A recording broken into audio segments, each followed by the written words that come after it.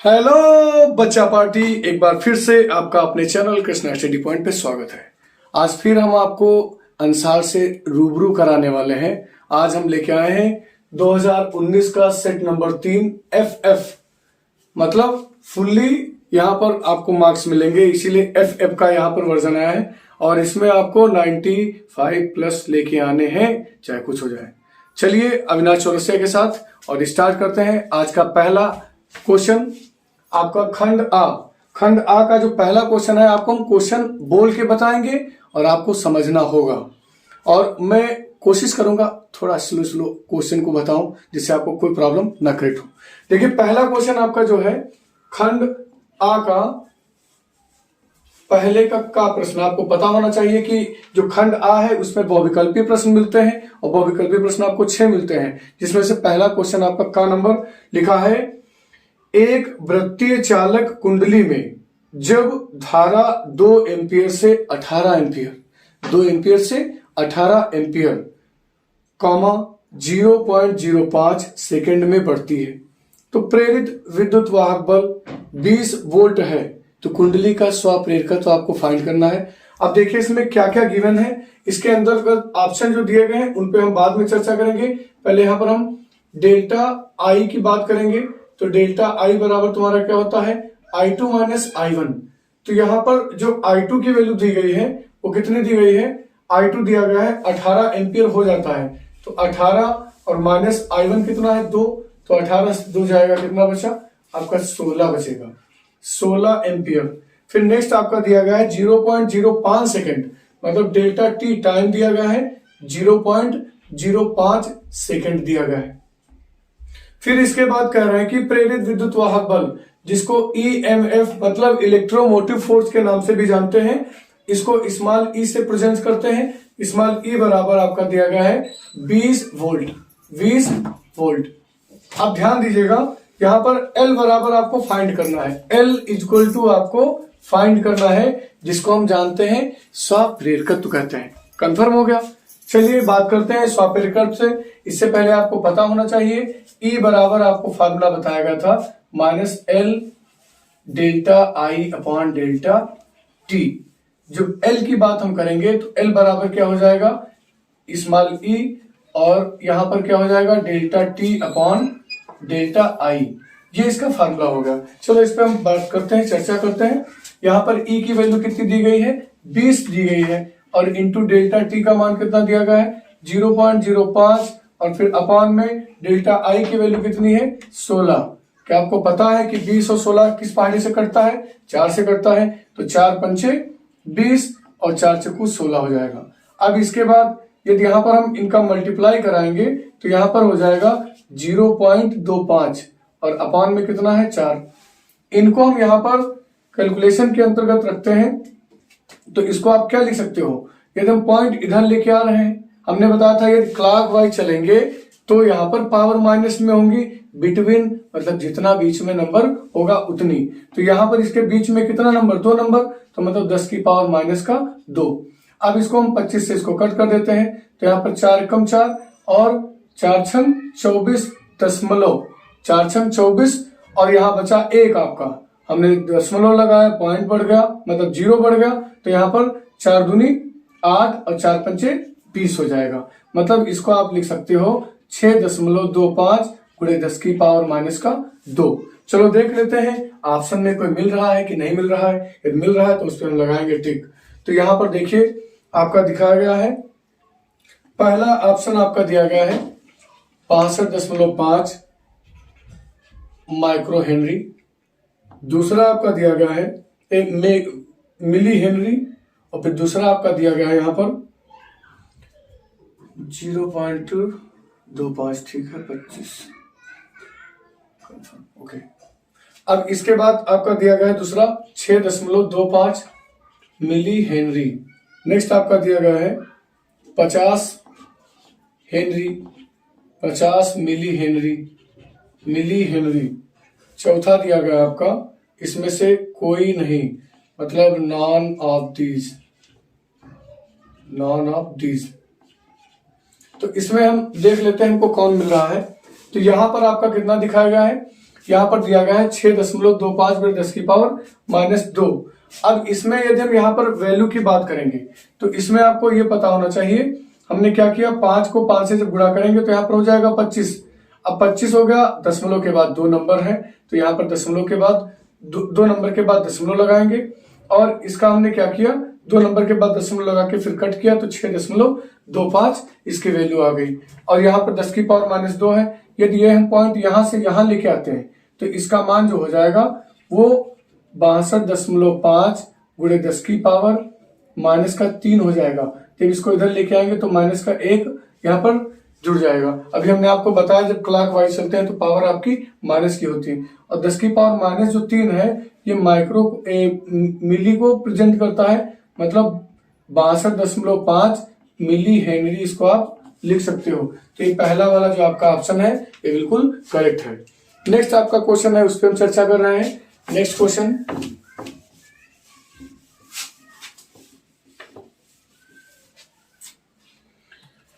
अगला प्रश्न आपका दिया गया है, बड़े खूबसूरती के साथ क्वेश्चन है दिया गया है, बहुत बेहतरीन क्वेश्चन है, और जितना इसकी हम तारीफ करें उतना तारीफ कम है। इस तरह वैल्यू दिया गया है, इसका मान हमको फाइंड करना है क्या हो सकता है, और आपको पता होगा इसका मान, आपको ऑलरेडी हम इसका प्रूवमेंट करवा चुके हैं। तो इसका वैल्यूशन जो आता है, ये माइनस का पावर दिया गया है, और माइनस का मतलब है इसको आप इस तरह भी प्रेजेंट कर सकते हो, 1/√, क्योंकि रूट का मान होता है 1/2, √μ0ε0, ये दिया गया है। अब आपको पता होना चाहिए कि निर्वात अथवा वायु में प्रकाश की चाल के बराबर था। निर्वात अथवा वायु में प्रकाश की चाल के बराबर माना जाता है, जिसकी वैल्यू कितनी होती है, 3 × 10⁸ मीटर पर सेकेंड। अब आपको कंफर्म हो गया होगा इसका वैल्यू कितना होता है, 3 × 10⁸ मीटर पर सेकेंड। ऑप्शन आपका दिए है, सेकेंड वाला आपका जो ऑप्शन है वो बिल्कुल करेक्ट है। सेकेंड वाला ऑप्शन आपका बिल्कुल करेक्ट है। अब ये वाला आपका सेकेंड क्वेश्चन हो गया। अब हम बात करेंगे थर्ड क्वेश्चन की। थर्ड क्वेश्चन आपका जो है उस पर हम बात कर लेते हैं। गा नंबर लिखा है आपका, किसी तार, क्वेश्चन कहाँ लिखेंगे आपको डायरेक्टली हम बता रहे हैं ना, तो यहाँ पर लिखा है किसी तार का वैद्युत प्रतिरोध। प्रतिरोध को आप जानते होंगे रेजिस्टेंस कहते हैं, इसीलिए इसको कैपिटल R से प्रदर्शित किया जाता है। कैपिटल R बराबर दिया गया है 500 ओम। 500 ओम। इसकी चालकता बताने की बात कर रहे हैं, मतलब चालकता को बोलते हैं कैपिटल G। कैपिटल G, इसको चालकता को कैपिटल G से प्रेजेंट करते हैं, और कैपिटल G बराबर होता है 1/R। 1/R, इसकी वैल्यू पुट कर लीजिए 1/500। अब इसका आप जो डिवाइड करेंगे तो आपको पता होना चाहिए इसका डिवाइडेशन कितना आएगा। कैलकुलेशन आप करके क्लियर करें, तब तक इसका हम ऑप्शन लिख रहे हैं। और यहाँ पर जो ऑप्शन है आपके, पहला आपका ऑप्शन लिया गया है 500 ओम इनवर्स। ओम इनवर्स तो ये तो बिल्कुल नहीं होगा, क्योंकि अपॉन में 500 दिया गया है। ओम इनवर्स तो आएगा क्योंकि ओम नीचे है, ऊपर जाएगा तो ओम इनवर्स में होगा, पर ये वाली वैल्यू नहीं आएगी। 50 ओम इनवर्स ये भी नहीं होगा। यहां पर दिया गया कितना, 0.02 ओम इनवर्स, ये भी नहीं हो सकता है। कौन हो सकता है, ये वाला हो सकता है ओम इनवर्स। अब आपको देख लीजिए कैसे होगा। ये जो 2 जीरो हम हटाएंगे तो यहाँ पर 1 × 0.01 आ जाएगा, मतलब 2 जीरो हटाए, 2 नंबर बाद दशमलव आगे आ गया। अब इसका हम भाग कर लेते हैं, तो इसका जब भाग करोगे तो यहाँ पर कितना हो जाएगा 0.2, तो यहाँ पर 0.2 का यदि 0.01 से मल्टीप्लाई करोगे तो यहाँ पर कितना हो जाएगा 0.002। 0.002, और ये ऊपर लेके जाएंगे तो ओम इनवर्स हो जाएगा, क्योंकि चालकता का जो मात्रक होता है ओम इनवर्स में होता है। तो इसका मतलब आपका ये चौथा वाला ऑप्शन बिल्कुल करेक्ट है।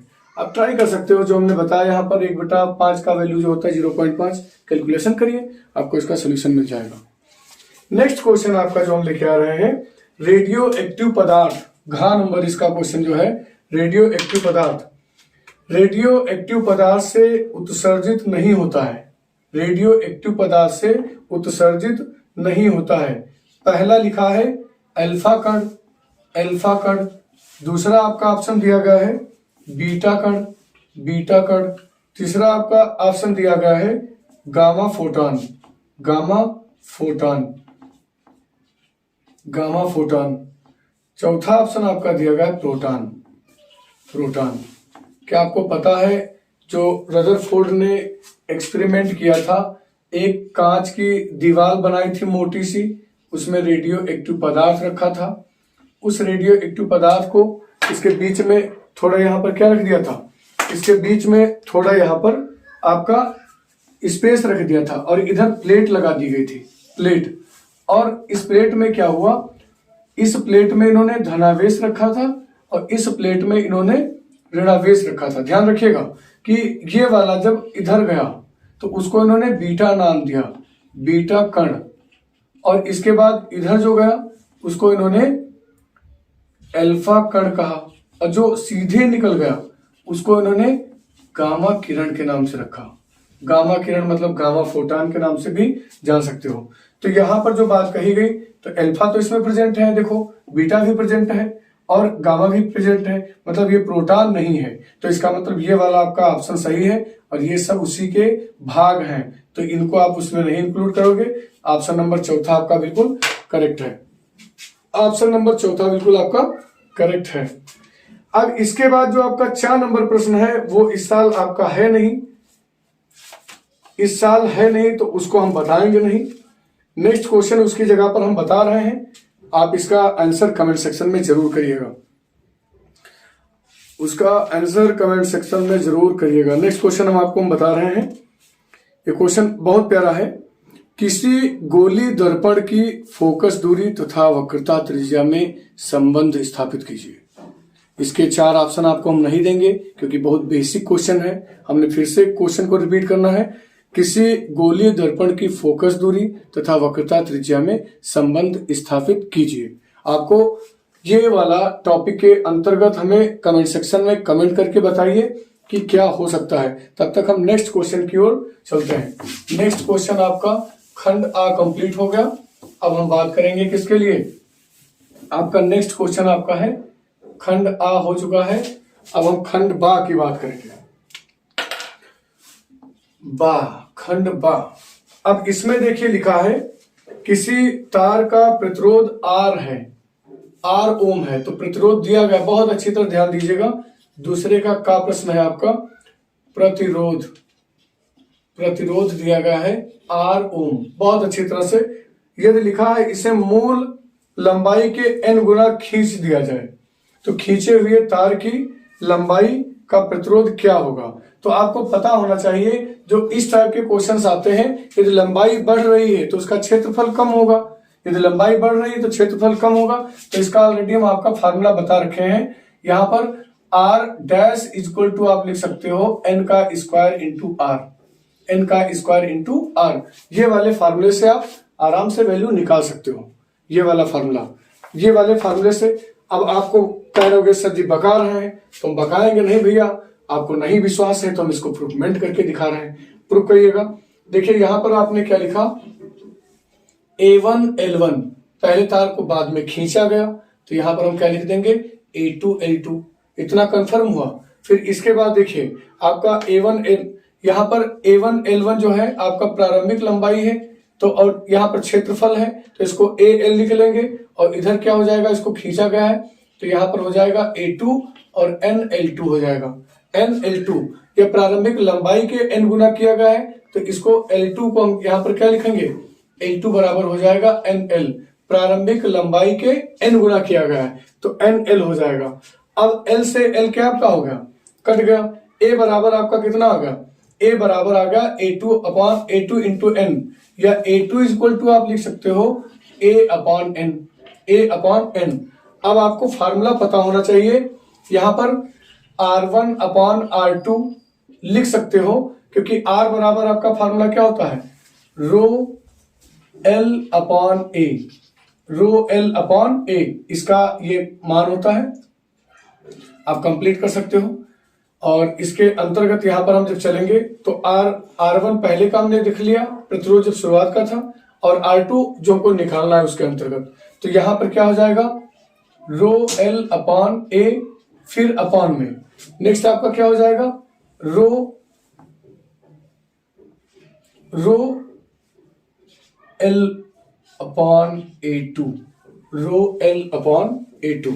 अब यहां पर ध्यान दीजिएगा A2, अब यहां पर L2 हम रख लेंगे L2, तो इसको जब हम लिखेंगे तो अंश हर अंश, तो इसको ऊपर ले जाएंगे तो रो से रो पहले आपका कट जाएगा, तो यहां पर क्या बचा आपका L बचा और A2 बचा, नीचे आपका क्या बचा, नीचे आपका बचा A और L2, इनकी वैल्यू पुट कर लीजिए। तो L की जगह पर L ही रखेंगे, A2 की जगह पर हमने क्या रखा है, A2 की जगह पर तुम्हारा क्या है A अपॉन n, तो यहां पर L और A2 की जगह पर हम लिखेंगे A अपॉन n और इंटू A ऑलरेडी यहां पर हाई है विराजमान, और L2 की जगह पर क्या लिखोगे, NL लिखोगे, L से L कट गया, A से A कट गया। अब यहां पर क्या बचा आपका, n का n से करोगे तो मल्टीप्लाई का हो जाएगा 1 अपॉन n स्क्वायर। हमको जो निकालना है इसके अंतर्गत R2 निकालना है, तो यहां पर क्या बचा आपका R1 upon R2 equal to 1 upon n square, cross कर लीजिए, हमको निकालना है R2, तो R2 से 1 का मल्टीप्लाई होगा तो R2 बराबर n स्क्वायर R1। देखिए जो हमने ऑलरेडी आपसे भविष्यवाणी कर दी थी उसी पर हम लेके आ गए। तो आपको पता होना चाहिए यदि इस सिचुएशन में तार की लंबाई बढ़ाई जा रही है तो हमेशा ये वाला फार्मूला आप लगा के उसको सॉल्व कर सकते हो कम से कम समय में। ट्रिकी मेथड आपको मिल गया है, ट्रिकी मेथड मिल गया, ये कंप्लीट हुआ। अब नेक्स्ट हम क्वेश्चन इसका स्क्रीनशॉट ले सकते हो, मैं नेक्स्ट क्वेश्चन की ओर चलता हूं। अब अगला जो प्रश्न आपका दिया गया है स्वप्रेरकत्व, स्वप्रेरकत्व काफी इंटरेस्टेड क्वेश्चन ये भी है। तो इस क्वेश्चन के अंतर्गत आपको क्या समझ में आया, तो ये वैज्ञानिक आपके कौन थे, इसमें फैराडे थे। इन्होंने क्या किया, एक कुंडली में जब धारा प्रवाहित की, धारा प्रवाहित करने पर उसके फ्लक्स में परिवर्तन होता था, फ्लक्स जब परिवर्तित होता था तो उसमें वहां पर फ्लक्स ग्रंथिताओं की संख्या उत्पन्न होती थी। तो फ्लक्स ग्रंथिताओं की जो संख्या होती है उसी को हम क्या कहते हैं, स्वप्रेरकत्व कहते हैं। और एक कंडीशन अप्लाई है जब उसमें 1 एम्पीयर की धारा प्रवाहित हो रही हो। तो आपका हम डिफिनेशन ये लिखे दे रहे हैं, आपको अच्छी तरह से और समझ में आ जाएगा। दूसरे का खा क्वेश्चन यहां पर क्या है, दूसरे का खा क्वेश्चन स्वप्रेरकत्व, इसको इंग्लिश में कहते हैं सेल्फ इंडक्शन, स्वप्रेरकत्व। बहुत अच्छी तरह से हम लोग जानेंगे। स्वप्रेरकत्व की डिफिनेशन को हमने क्या बताया, किसी कुंडली, क्या हमने बताया, किसी कुंडली का स्वप्रेरकत्व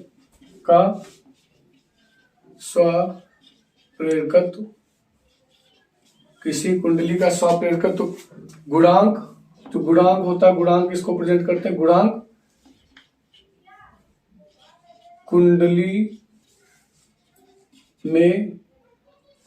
कुंडली में फ्लक्स ग्रंथिकाओं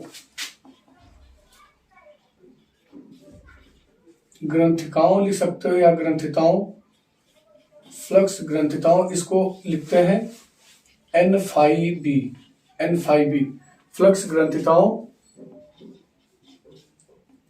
की संख्या, फ्लक्स ग्रंथिताओं की संख्या यहां पर लिख सकते हो। फ्लक्स ग्रंथिताओं की क्या होती है, संख्या के बराबर, हमने अभी बताया था, संख्या के बराबर होता है जबकि कुंडली में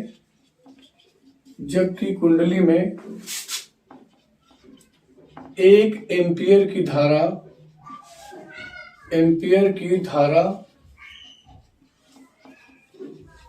प्रवाहित हो रही हो।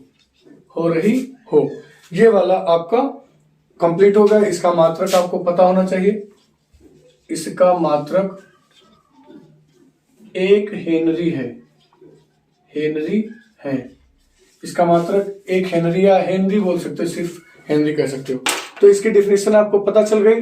चाहो तो आप ये नहीं लिखो, कभी कोई प्रॉब्लम नहीं है, ये आप बोल सकते हो फ्लक्स ग्रंथिताओं की संख्या को स्वप्रेरकत्व कहते हैं, जबकि कुंडली में 1 एम्पीयर की धारा प्रवाहित हो रही हो या एकांक धारा प्रवाहित हो रही हो। तो यहाँ पर एकांक शब्द लगा सकते हो या एक लगा दीजिए, सिंपल है। तो आपको पता चल गया, हमने क्या बताया, कुंडली में फ्लक्स ग्रंथिताओं की संख्या को हम क्या कहते हैं, स्वप्रेरकत्व कहते हैं, जबकि कुंडली में 1 एम्पीयर की धारा प्रवाहित हो रही हो, इसका मात्रक हेनरी होता है। ये वाला आपका खा नंबर कंप्लीट हो गया। एक एक नंबर्स के मार्क्स के क्वेश्चन है, तो आराम से इसको एंजॉय करिएगा और कोशिश करिएगा कि कम से कम शब्दों में इसको लिखना है, क्योंकि आपका टाइम जो है बचे, जो नेक्स्ट क्वेश्चन पे हम लोग आगे वर्किंग कर सकें। गा नंबर क्वेश्चन आपका दिया गया है, गा नंबर क्वेश्चन आपका दिया गया है, उस पर हम विचार करेंगे। विचार का है, हम पढ़ेंगे। लिखा है, निर्वात में एक आवर्त वैद्युत चुंबकीय तरंग के चुंबकीय क्षेत्र वाले भाग का आयाम 0 B0 मतलब V0 बोल सकते हो, बराबर 510 नैनो टेस्ला है। तो तरंग के विद्युत क्षेत्र वाले भाग का आयाम क्या होगा? विद्युत क्षेत्र भाग की बात की गई है, मतलब E0 हमको फाइंड करना है। B0 आपका दिया गया है, कितना? B0 दिया गया है 510 नैनो टेस्ला।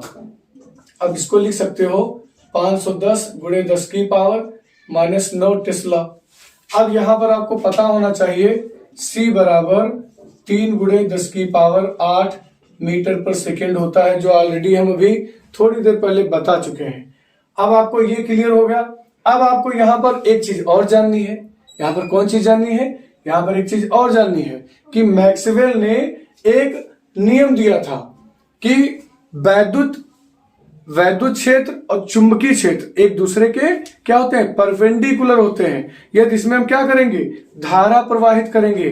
कैसे? बहुत तेजी से धारा प्रवाहित करेंगे तो संचरण के जो कण होते हैं वो भी इसके पैरेलल होने लगते हैं। तो यहां पर जो होते हैं वो होता है तुम्हारा C बराबर E0 अपॉन B0। हमको निकालना का है E0, तो B0 को इधर भेज देते हैं, तो E0 इक्वल टू हो जाएगा C into B0। Value put कर लेते हैं। E0 इक्वल टू C का मान कितना है? 3 गुणे 10 की पावर 8। B0 का मान कितना है? 510 गुणे 10 की पावर माइनस का 9। अब यहां पर भैया हम मल्टीप्लाई कर देंगे।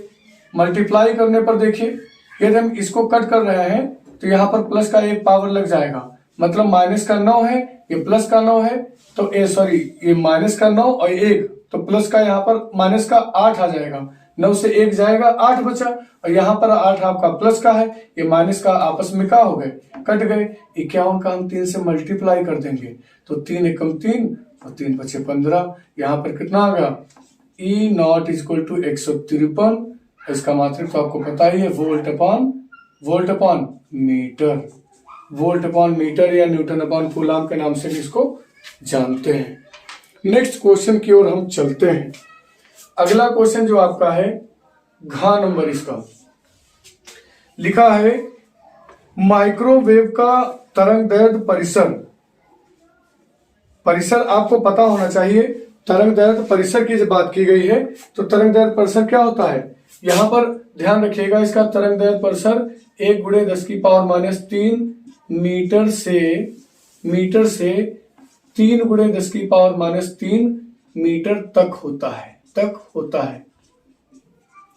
अब इसके हम यहाँ पर और क्वेश्चन में पूछ रहा है, इसमें कह रहा है कि उत्पन्न करने का स्रोत, तो उत्पन्न करने का स्रोत तो निर्वात नलिका होती है, आपको पता होना चाहिए। निर्वात नलिका में क्या करते हैं? निर्वात नलिका में दोलित्र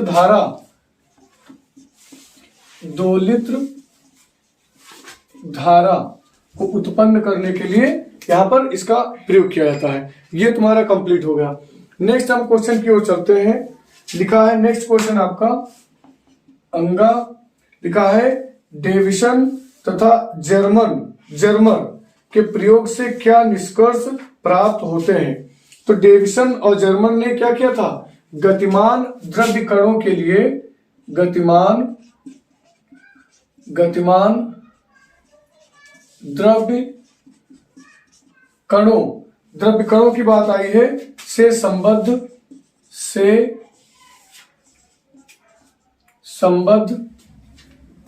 क्या किया था? संबद्ध दे ब्रागली तरंग के अस्तित्व के तरंगदैर्घ्य के बारे में बताया था।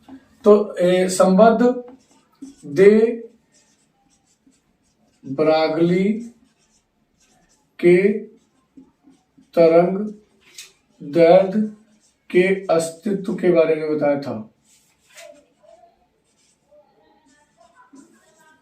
के बारे में बताया था। ये वाला आपका हो गया इसका कंप्लीट। फिर इसके बाद हम 4 वाला क्वेश्चन पे बात करते हैं। 4 नंबर प्रश्न आपका है। 4 नंबर लिखा है इसमें, एक रेडियो एक्टिव पदार्थ की सक्रियता 25 दिनों में घटकर 1/8 रह जाती है। मतलब यहाँ पर जो सक्रियता की बात की गई है तो R0 के कितना रह जाती है? 8 रह जाती है। ये बराबर क्या हो जाएगा? R के।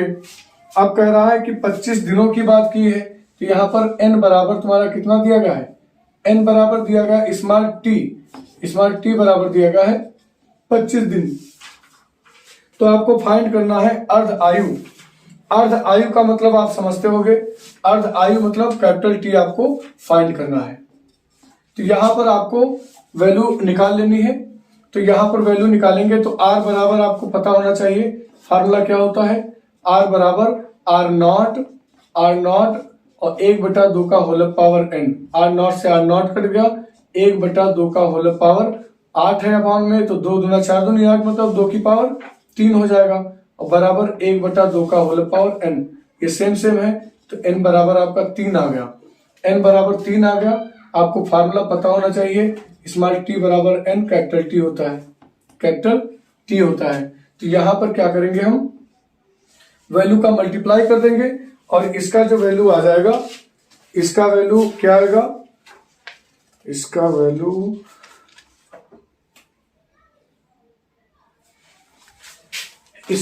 यहां पर हम रख देंगे, तो कैपिटल T बराबर इसका वैल्यू जो तुम्हारा 25 दिया गया है, और n बराबर आया है 3, और कैपिटल T आपको फाइंड नहीं करना था, तो कैपिटल T बराबर 25/3 आ जाएगा, 25/3। तो ये वाला आपका कंप्लीट हो गया, ये आपका कंप्लीट हो गया। अब हम खंड सा की बात करेंगे, खंड सा की बात करेंगे।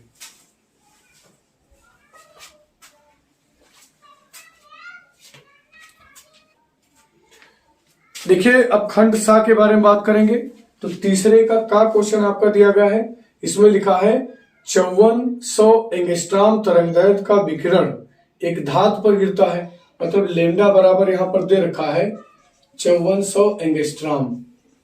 तो यहां पर कह रहा है कि जिसका कार्यफलन W बराबर दे रखा है 1.9 इलेक्ट्रॉन वोल्ट, 1.9 इलेक्ट्रॉन वोल्ट।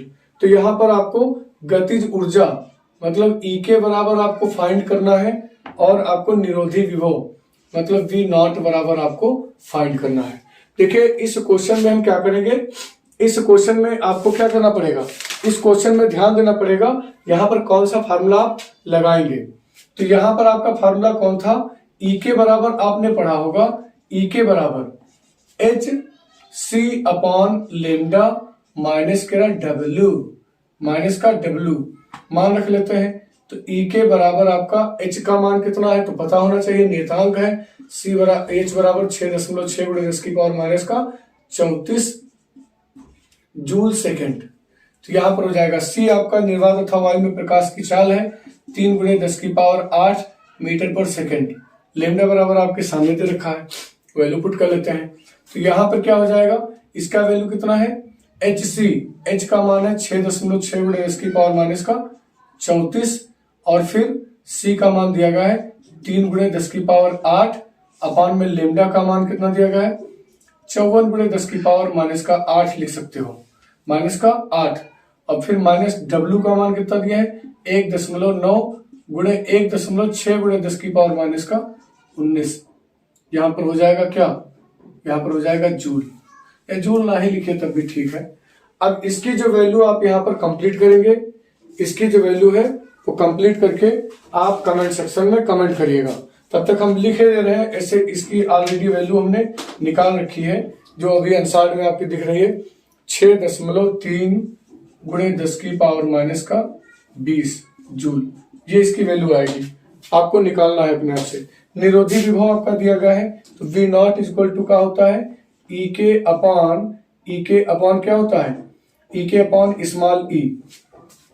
यहाँ पर वैल्यू आपको रख लेनी है स्मॉल e की। E के का मान आपका 6.3 गुणे 10 की पावर माइनस का 20 दिया है, और इसका वैल्यू कितना है 1.6 गुणे 10 की पावर माइनस का 19। ये निकाल लेंगे, आपका इसका वोल्ट में वैल्यू कंप्लीट हो जाएगा। ये आपका कंप्लीट हो गया। अब इसके बाद हम तीसरे का खा क्वेश्चन बताएंगे। तीसरे का खा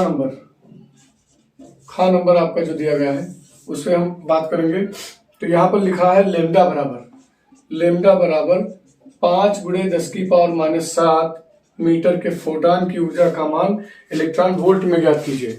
इलेक्ट्रॉन वोल्ट में ज्ञात करना है, मतलब E बराबर आपने पढ़ा होगा, फिर अभी बताएं hc अपॉन लेमडा।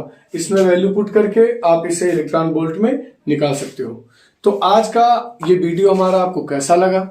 यदि अच्छा लगा है तो प्लीज आप लाइक करें, और यदि हमारे चैनल पर नए हैं तो सब्सक्राइब करना ना भूलिए। आज के लिए इतना ही। जय हिंद।